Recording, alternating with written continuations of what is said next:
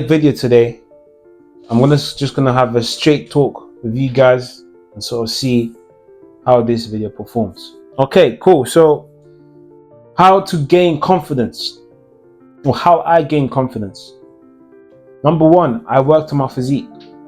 I was fat and insecure. I knew that I could handle banter. You know what? If you're in the UK, you know that banter is treacherous. You gotta have the bone to firm it. You can't back down. And you know what?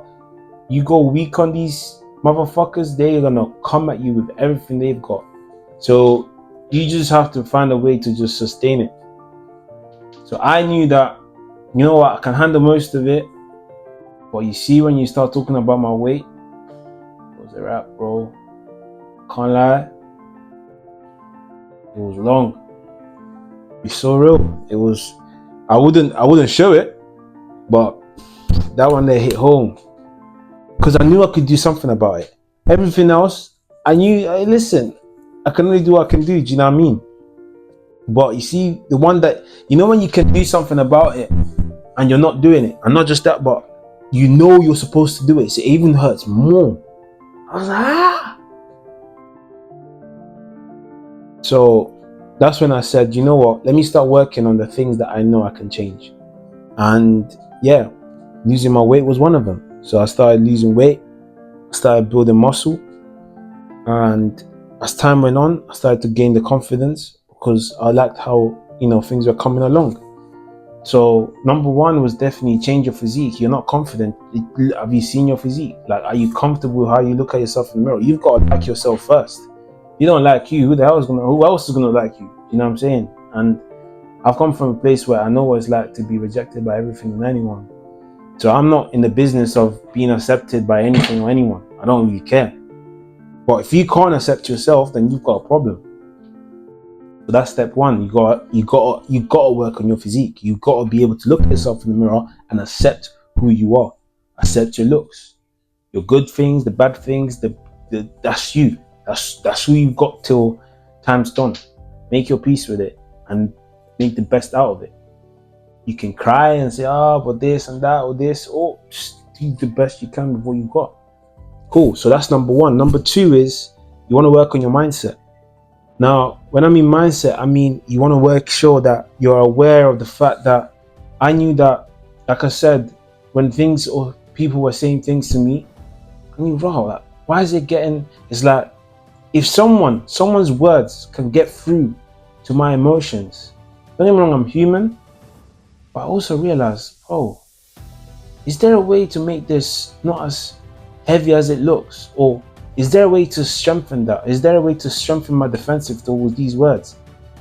And that's when I said, you know what, let me start working on my mind, because as I'm getting this, I can throw banter, don't get me wrong, I can be ruthless with the banter, but when it came back, I was like, ooh, I need to work on this. So I started working on my mindset.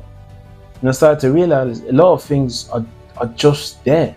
And a lot of it's just to do with your self-importance. Like, I felt so much more special, and I felt like it's like I thought that there was more to me than I was portraying. So in other words, I thought that, it's like, when you overthink things, but you're not really overthinking, you're just in the space where you're just not being true to reality. So it's like, you're not that special, bro. Like, you're acting like this is crazy. It's not that crazy. It's very normal. Like, whatever they said, it's not that deep, right? But because you're so intertwined, or you're so affected by already other circumstances, it's like the defenses are already low. So by the time they're speaking and they say something, it hits home, because it's like you were already weak in the first place. And I think that was the triggering point for me. I didn't want to be weak physically, but when I realized that as I was building my mindset, as I was building my physique, my mindset was also weak. I said, you know what, fuck being weak. I don't want to be weak in no sort of area, whether it's physical, mental, or financial. Like, I don't want to be weak. I want to be able to have a choice, and I say, look, can I make a choice here? And that was that. So I started reading books, I started meditating, and I started just making sure that I psyched myself into realizing that a lot of things that I said and done are not personal. And another thing is, this is actually quite recent, but Myron Golden came with this topic, and what he was describing was the true nature of prey and predator.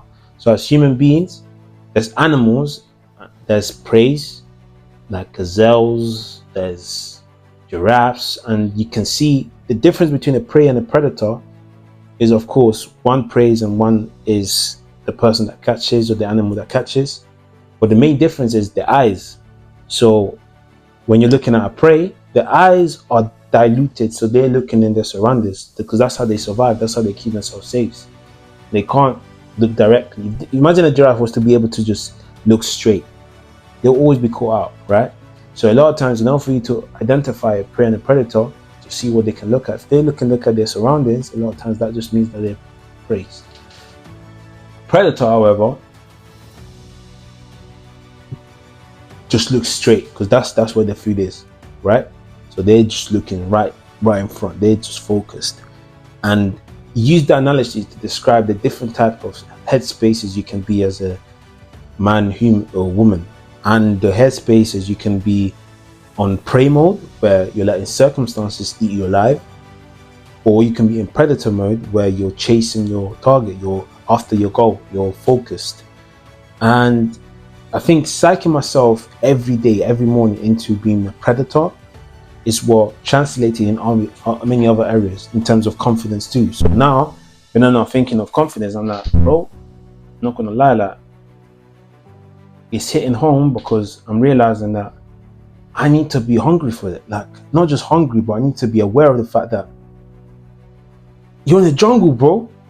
You're in the jungle and you gotta eat. Your family's gotta eat, right? So you've got to chase these goals. You got to chase these dreams. So yeah, I think that's number two. So number three, I'll say learning how to fight was one of the biggest hacks, game changers. You don't even have to participate or get into like proper championship fights, but just training and learning the basics, right? Learning the basics of jiu-jitsu, learning the basics of MMA, learning the basics of taekwondo or Muay Thai or MMA just gives you that confidence that you need enough to just go out there and not be intimidated by people. I think one of the biggest thing in terms of confidence was the fact that when I was weak, I knew that, bro, if a confrontation came up, because I'm not used to it, I'd probably freeze or not know how to act. And in South London, that's not a good thing, bro. Not a good thing in South London. And I'm saying it like it's a crazy place to be at, but part of it is definitely. But really and truly, it's just in life. You gotta know how to sometimes give the stare, like driving wise as well. Like you gotta learn how to stand your ground.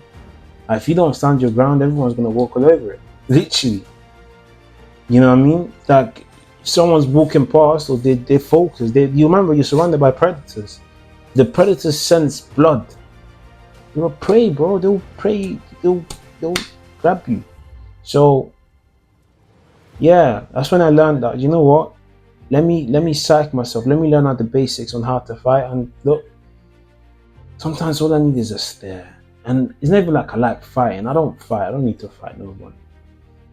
And obviously the physique already helps. But more than anything, you see the aura that you carry once you understand that you know how to protect yourself. It's long. No one, like I promise you, sometimes all you have to do is just eye contact. The eye contact will give it away that you're a fighter. And then to make it worse, if you just keep practicing and getting better at it, it might just turn into a hobby. I think for me it's easy because it's a hobby for me. But I think if it wasn't a hobby, I think it'll still be a very key skill to have because it just allows you to just navigate with confidence.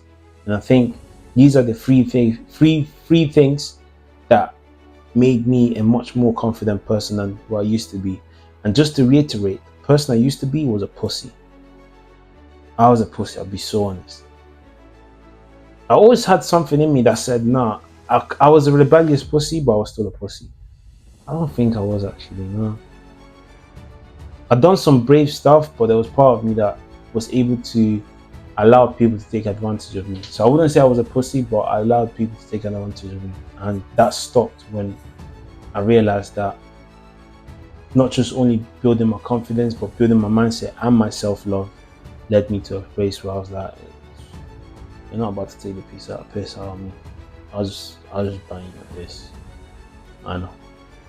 So hope this video has helped. Hope if you're struggling with your confidence and you try these things, I don't see a reason why it shouldn't work. It works for me. But yeah, let me know in the comments what your journey is like, what sort of challenges you're facing, and I'll see you in the next video. I know this video is slightly different, much more simple, but I just thought, you know what, let's see what works for you guys and how I can be more consistent for myself. So if this gets the traction I believe it needs to get, then go for me. I'll see you in the next video. Peace.